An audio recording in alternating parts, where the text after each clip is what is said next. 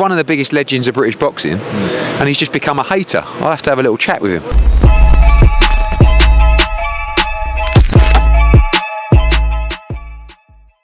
This is Jonathan Agger, 5th Pro Boxing Fans here in San Francisco with Eddie Hearn ahead of Haney against Prograis this Saturday live on DAZN pay-per-view. Eddie, in terms of fights you've promoted out here in America, you've done some big ones. Where does this rank in your opinion? I mean, obviously the 6 fights with Canelo Alvarez were huge, but I think outside of that, this is by far the biggest. And this feels like one against the head a little bit, you know. I knew it was a big fight, but it's turned into a mega fight, and it's turned into 16,000 sellout in the Chase Center. The first time this incredible arena has held boxing. There hasn't been championship boxing in San Francisco for decades. So it feels like a big move for Matchroom. The whole promotion, the content, the promos, it's really been an example of how to promote fights. We don't always get it right, but we got it right this week. Great show, great card, and a massive main event for American and world boxing. That said, what would be a successful pay-per-view number? I know obviously sometimes promoters don't like talking about that pre-fight, but in your mind, should this be doing 300 to 500 or more? I think that's a huge number for this fight. Fantastic if we hit it, but you know, we appreciate this is not a pay-per-view of the levels of Canelo against Triple G, but it's, as you've seen, ticket sales are always a strong reflection of how a pay-per-view will do. People will say, oh, they're not. Trust me, I've been around boxing long enough to know that the way that a fight sells at the gate will also translate into pay-per-view sales. So I'm very hopeful of the number for Saturday, and I think, you know, this is a great fight, and Devin Haney's proven himself to becoming a big star in the sport, and Regis Prograis is playing a great part as well, and a chance for him to catapult himself into the superstardom of the sport of boxing. I saw some comments of Regis said, I think it was on Ariel's show yesterday, where he was like, listen, Eddie might be full of or whatever, like all promoters, but he's delivered on everything he said. He also feels that you've potentially favoured Haney. Anything you want to say on those two? I never liked doing a fight where you got both fighters in a fight. I've known Devin Haney for 5 years. We took a chance on him many years ago.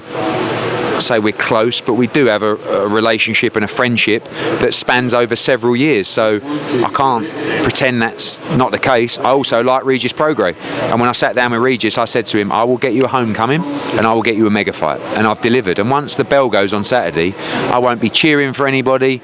I'll be watching a great fight, and I'll say, boys, it's over to you.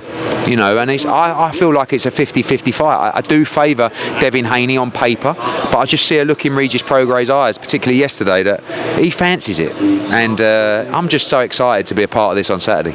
And how do you think Regis wins this fight? If it goes the distance, can he win a decision? I think people underestimate the skill of Regis Prograis, but he can definitely punch, and there's a lot of people that feel like Devin Haney won't be able to stand up to the power of Regis Prograis at 140 pounds. So I think if you're going to look, I guess it's Haney points, Regis Prograis by stoppage, but I think anything can happen in this fight.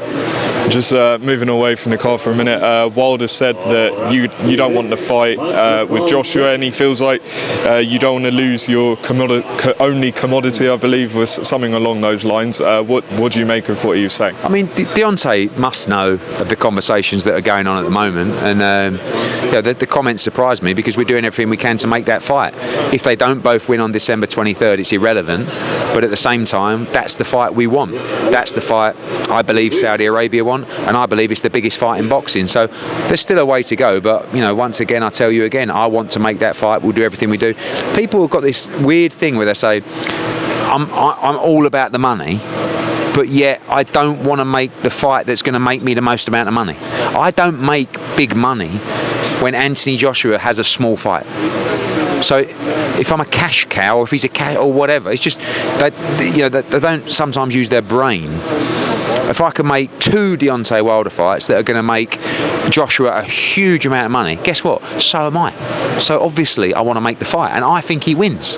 But it's all irrelevant unless he beats Otto Wilde in December 23rd. So there's no conversation sort of behind the scenes about potentially a Filip Hrgovic fight for the world title? No.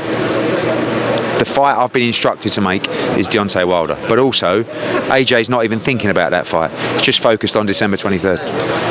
Some comments from True Geordie said that if Fury loses to Usyk, he can't see him taking the Joshua fight because that would ruin his legacy even further, and he feels like Fury's jealous of Joshua because of the way he's been promoted, the way he rose. What do you think of those 2 points? I do feel like Tyson Fury probably felt like he never really got the accolades or the financial reward of Joshua, but he is now, and I think he's done a great job, Tyson Fury, on his profile. I think he'll fight Ngannou after his 2 fights with Usyk, so maybe the AJ fight will never happen, but we've got our own plans. Wilder is the focus, and I would love him to fight Tyson Fury at one stage. I've always believed he can beat him, now more than ever. Now, you obviously revealed your conversation with Jarrell Miller the other day. Carl Froch compared you to David Brent or something. What have you made of what Carl Froch was saying? Did you see the video? Yeah, I did. Yeah.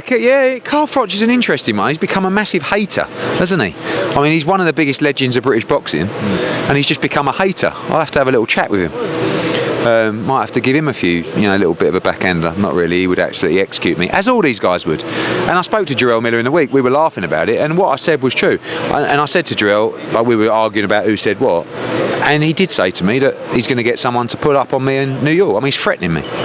So I'm not, I just don't want to sound like David Brent, but I'm not a tough guy. But at the same time, I said, fuck off or go fuck yourself.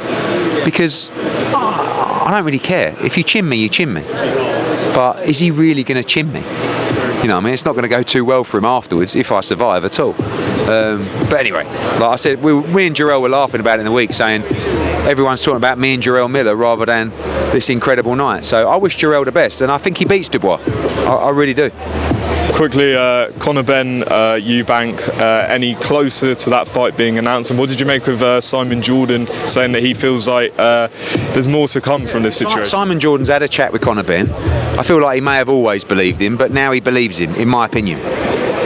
But it's irrelevant. Those two, their conversations doesn't really matter. All that matters are making the fight. No comment on the fight at the moment. Let's see what happens by Monday. And just finally, Billy Joe Saunders, any development on his return? Yeah, we hope that he can fight on that card, the Ben Eubank card, but we'll wait and see and get that fight made first. Eddie, thanks for your time. Cheers, mate.